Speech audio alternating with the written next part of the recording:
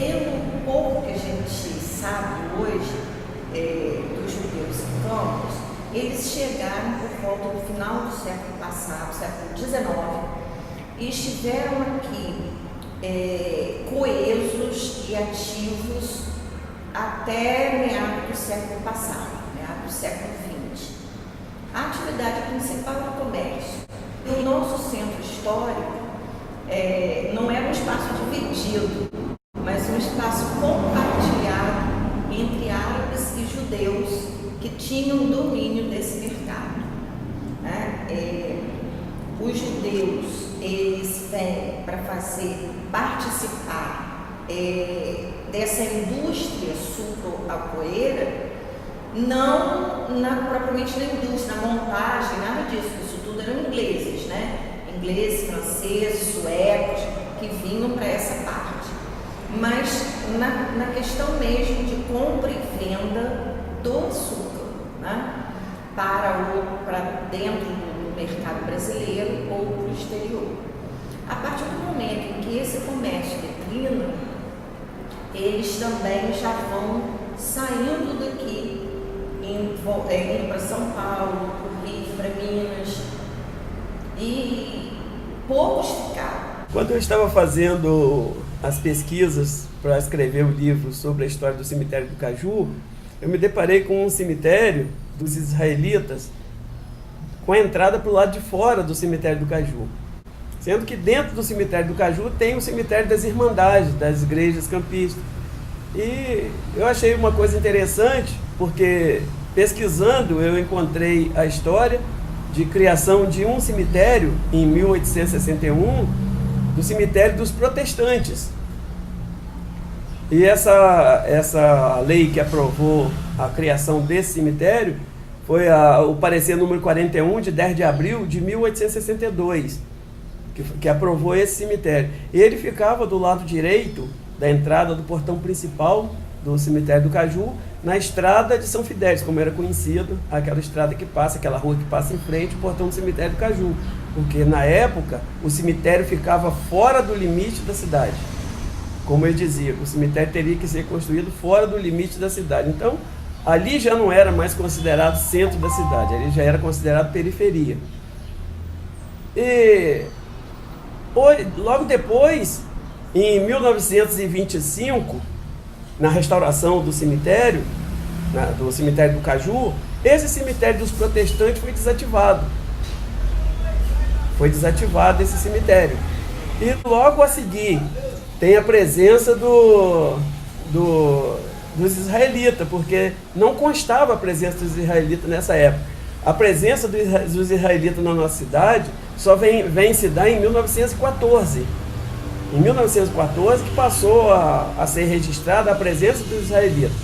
Sendo que a gente vê que em 1925 o cemitério já estava fechado. Mas em 14 já tinha israelita em Campos. E ainda existia o cemitério dos protestantes. Entendeu? Só que esse cemitério foi desativado em 25, mas não tinha ainda o cemitério dos israelitas. Entendeu? O cemitério dos israelitas vem a ser solicitado somente em 1929. O cemitério dos protestantes já tinha sido fechado, desativado. E o cemitério dos israelitas foi aprovado para ser construído no cemitério do Caju, também no lado direito, onde provavelmente teria existido o cemitério dos protestantes, do mesmo lado direito do portão principal, na mesma estrada que vai para São Fidélis. Quando um judeu morre, ele tenta-se fazer todo o processo em 24 horas, por conta de duas coisas, que agora não me recordo a tradução no hebraico, mas é o respeito ao morto e o respeito à família. Porque o judeu ele divide muito bem a questão de corpo e alma.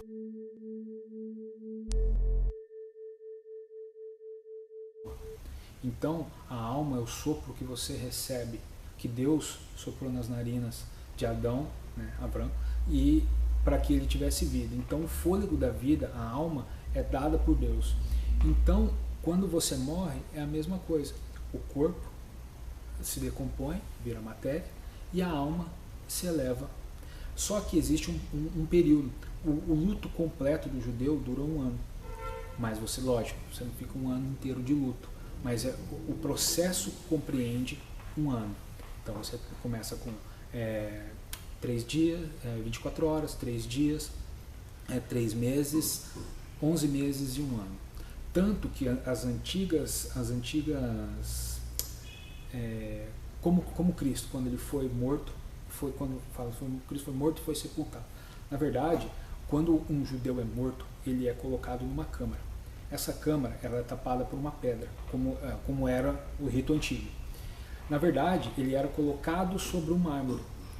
E ali ele permanecia primeiramente durante 1 mês.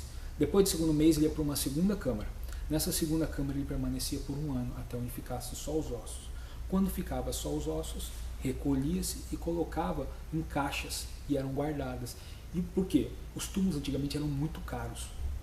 Então, como eram muito caros, os túmulos eram de família. Então, como existe essa separação muito grande entre corpo e alma, o judeu não vê a morte como algo extremamente triste, como de uma forma quem é mais cético entende como fim, como algo que teve nós vemos como uma pausa.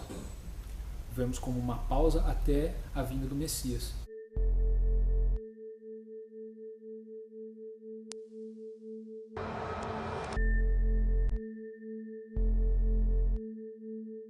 O fato de rasgar as vestes, os judeus eles utilizavam muita linguagem, uma linguagem corporal para expressar um sentimento. Exemplo, se eu tivesse brigado com você, eu cuspia no chão para dizer, cara, eu não quero conversa com você, para mim você não vale nada. Os judeus, quando eles rasgam as vestes, Davi fazia isso, mas isso surgiu com Jacó, que é Jacó, quando morre seu filho José. Ele rasga as vestes, que é para dizer que ele está em prantos, que ele está mal, que ele está dolorido, que ele está triste. Então ele rasga as vestes, para ele não gritar para todo mundo, eu estou triste e porque aconteceu isso, ele vai simplesmente rasga as vestes. Então é um gesto assim como esse que eu usei como exemplo, que é o cuspir no chão. E aí, junto com uma outra tradição que alguns fazem, que é colocar uma pedra em cima da lápide, da lápide do falecido. Por que uma pedra? Porque a pedra é eterna, assim como a alma. Entendeu? Ela se desgasta, mas quando você vê pedra, tanto na Torá quanto na Bíblia, quer dizer algo que não se transforma, algo que é eterno, algo que dura para sempre. Então algumas botam a tradição de botar uma flor, mas o mais ortodoxo é botar uma pedra em cima da lápide. Quando eu cheguei aqui, eu vi a existência, né, de um cemitério, logo pensei, se existe um cemitério israelita, um cemitério judeu, existem judeus, logo vai existir uma sinagoga. Porém eu descobri que não existe uma sinagoga aqui em Campos, né? Então eu acredito assim, eu não sei, eu nunca fiz a pesquisa de outras famílias judias aqui na nossa cidade. Eu acredito que a cultura judia é muito rica, o nosso povo é muito rico, o nosso povo como é que eu posso dizer, a gente fica triste de não ver mais, eu não sei se existe uma sinagoga na nossa cidade, entendeu? Uma cidade com 500 mil habitantes, entendeu? Próxima a uma das maiores capitais do nosso país, e a gente não vê uma sinagoga ativa, entendeu? Com famílias cultuando e passando a tradição para seus filhos e netos, entendeu? E até para a comunidade num contexto geral. A cidade de Campos teve a sinagoga, eu tenho uma referência aqui no meu trabalho de pesquisa. A primeira sinagoga, ela ficava no centro da cidade. A primeira que foi construída na rua Barão do Amazonas. E a segunda na rua, eles fizeram uma associação de israelitas. Era na rua do Lacerda Sobrinho, número 32. Entendeu? Não sei ainda se existe alguma ligação ou alguma referência ou algum morador que tenha pertencido aos israelitas, seria uma questão de observação. Mas eles tiveram uma grande quantidade de pessoas, segundo eu consegui ainda, na época, em algumas apurações, isso que eu estou falando, em torno de 2007 a 2009, eles teriam mais de 200 pessoas. que professavam os israelitas que tinham ligação com o cemitério e que moravam na cidade de Campos. Hoje a gente não sabe a quantidade de pessoas que tem, mas chegou a ter mais de 200 pessoas ligadas ao israelismo na nossa cidade. A prática de enterramento judeu, ela é muito própria. Há uma cerimônia para esse enterramento, uma cerimônia que só é feita pelo povo judeu. Então, é preciso entre 10 e 12 homens, acho que são 10 homens, para fazer a cerimônia de enterramento. Como reativar um cemitério aonde, numa cidade que praticamente não tem mais judeus, né? Os poucos que tem, quando falecerem, se tiverem que fazer essa prática, terá que vir gente de fora, provavelmente do Rio, de Minas, né? Esses dois de São Francisco e São Fidede, para fazer a cerimônia de enterramento. Não é uma coisa simples, como a nossa, né? Eu acho que todo cemitério é válido, porque é onde você descansa o corpo seu ou dos seus entes queridos, né? Do pessoal de sua família.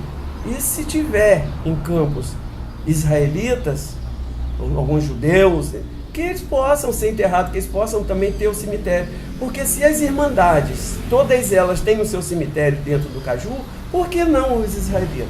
Ou qualquer outra religião? Eu acho que se o Brasil é um país laico, todas as religiões têm o seu direito, entendeu? Se tem o direito de ter o cemitério de todas as outras igrejas, por que não dos israelitas?